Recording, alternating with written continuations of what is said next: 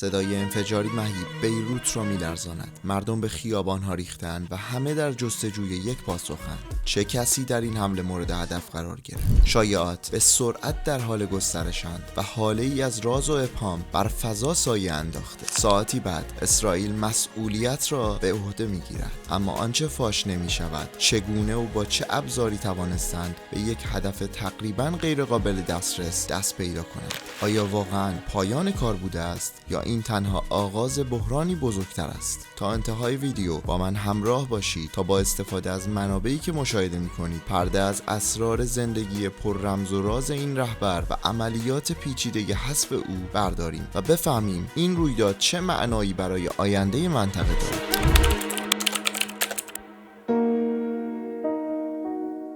در سرزمینی که از درختان زیتون و کوههای صخره‌ای پوشیده شده، در روستایی کوچک به نام عبازوریه کودکی به دنیا آمد که تقدیر او را برای نبردی سرنوشت ساز آماده می‌کرد. در سالهای نوجوانی او نه تنها با فلسفه‌های اسلامی آشنا شد، بلکه شعله‌های انقلاب را در قلبش روشن کرد. وقتی پایش به حوزه‌های علمیه قم باز شد، سید جوان با کتب فلسفه و سیاست آشنا شد. از سید محمد باقر صدر درس آموخت و از امام موسی صدر الهام گرفت. زمانی که به لبنان بازگشت، کشوری را دید که از جنگ داخلی و اشغال اسرائیل در آتش میسوخت. او به حزب الله پیوست، گروهی کوچک اما پرشور و همراه با افراطگری که میخواست سرزمین مادریش را از چنگال بیگانگان آزاد کند. نصرالله با شجاعتی بی‌بدیل و کلماتی مسحور کننده به سرعت از میان صفوف رزمندگان جوان به سمت‌های بالاتر صعود کرد.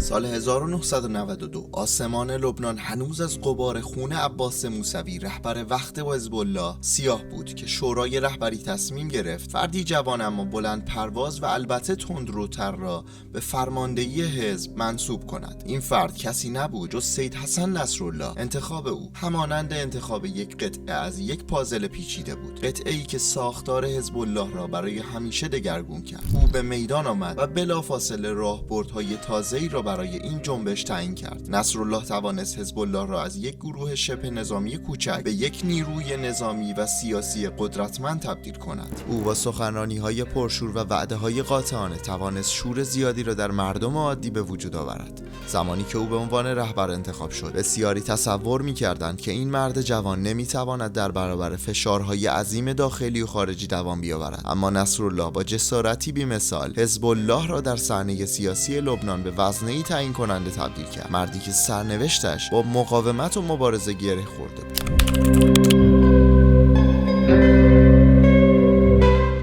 تابستان 2006 جنگ میان اسرائیل و حزب الله لبنان پس از آن آغاز شد که نیروهای حزب الله به یک کشتی اسرائیلی در نزدیکی مرز حمله کرده و 2 سرباز اسرائیلی را اسیر کردند. این اقدام بهانه‌ای برای شروع یک حمله گسترده از سوی اسرائیل شد که هدف آن نابودی زیرساخت‌های نظامی حزب الله و تضعیف این گروه در جنوب لبنان بود. از همان ابتدا سید حسن نصرالله رهبر حزب الله نقش کلیدی در هدایت این نبرد ایفا کرد. او با استفاده از جنگ‌های روانی و رسانه‌ای تلاش کرده اعتماد و روحیه نیروهای خود و مردم لبنان را حفظ کند. در یکی از لحظات حساس او به صورت زنده در تلویزیون حاضر شد و با خونسردی تمام اعلام کرد سورپرایزهایی در راه است. این جمله به سرعت توجهات را به خود جلب کرد و همه را در انتظار اتفاقی غافلگیر کننده گذاشت.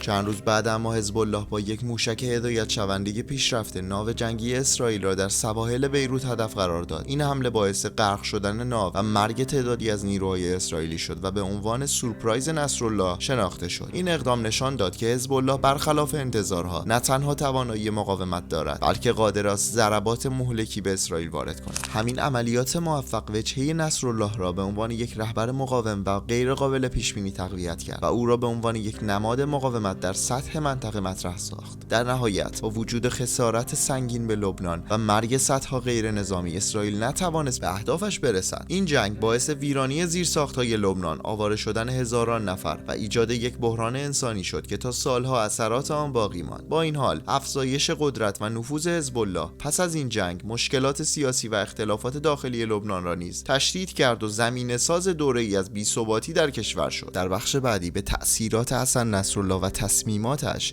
در حضور حزب الله در جنگ داخلی سوریه میپردازیم، اما قبل از آن حتما ویدیو رو لایک کنید.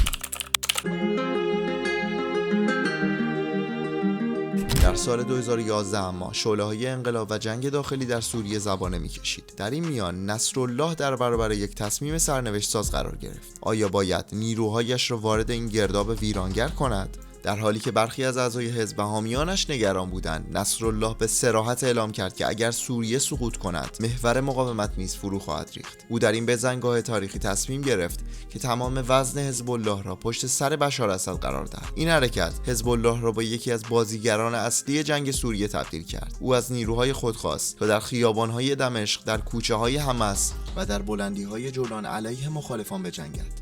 این تصمیم اما بهای سنگینی داشت. بسیاری او را در دخالت در یک جنگ داخلی و خونریزی‌های بی‌پایان متهم کردند. اما برای نصرالله این نبرد نه تنها برای حفظ سوریه بلکه برای بقای خود حزب الله بود. سید حسن نصرالله به وفور در جنگ‌های داخلی کشورهای دیگر و جنگ‌های نیابتی دخالت کرد و این موضوع برای اسرائیل خیلی گران تمام شد تا اینکه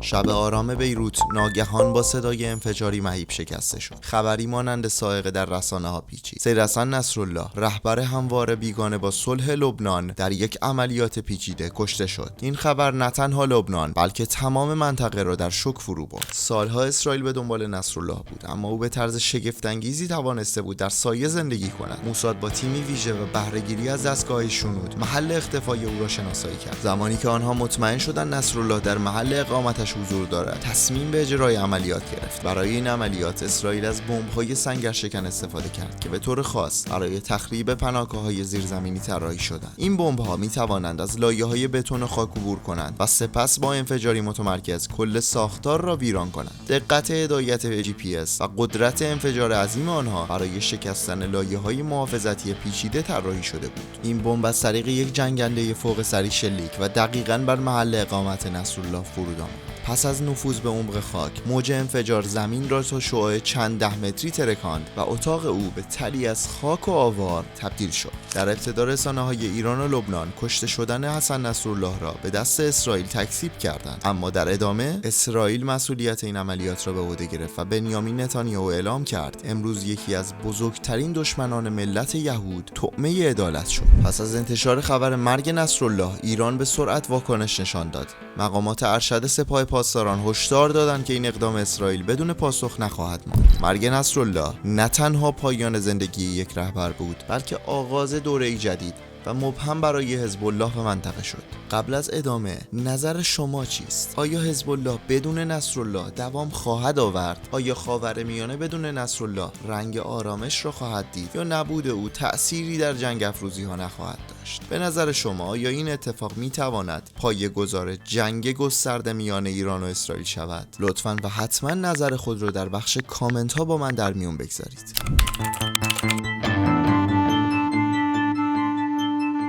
در پایان باید پرسید آیا او یک رهبر انقلابی و نماد مقاومت بود یا یک جنگ افروز که خاورمیانه را به آتش کشید؟